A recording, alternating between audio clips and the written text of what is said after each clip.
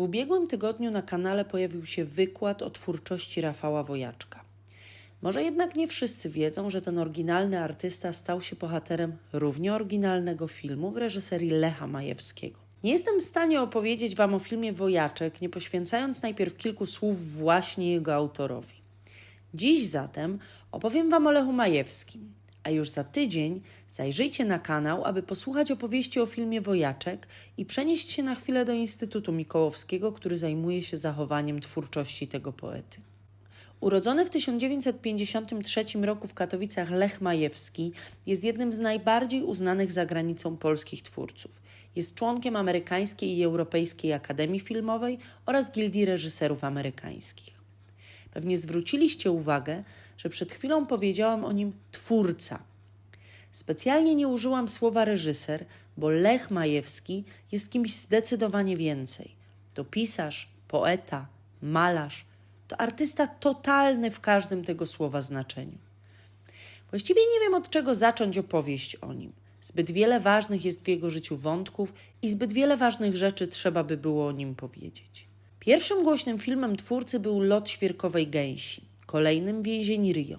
Rok 1990 to początek współpracy z wielkimi aktorami i aktorkami.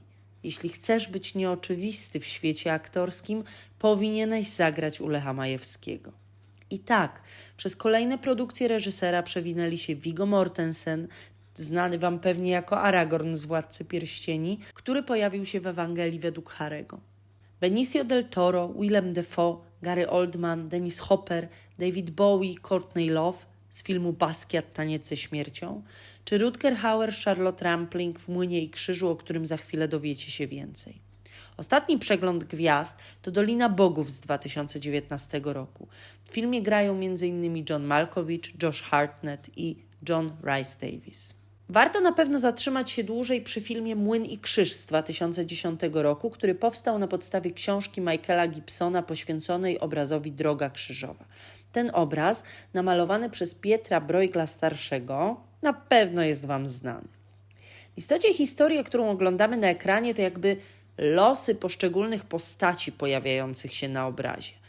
Realizacja tego niezwykłego filmu trwała 3 lata i jest nie tylko majstersztykiem fabularnym, ale także zachwyca kunsztem realizacyjnym. Ta faza produkcji trwała 2 lata, więc wyobraźcie sobie, jak niezwykły to musi być film.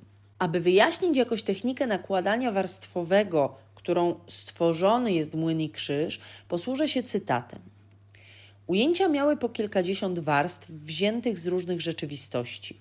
Osobno chmury, osobno światłocienie, osobno postacie, osobno zwierzęta. Wszystko to filmowane osobno i nawarstwiane na siebie. Osobne warstwy powietrza, przestrzeni. Jest tam jedno super ujęcie, które ma 147 warstw. Komputery liczyły to przez 8 dni. Były nieustanne korekty, a każda wymagała liczenia od początku. Majewski korzystał z techniki CGI, czyli obrazów generowanych komputerowo.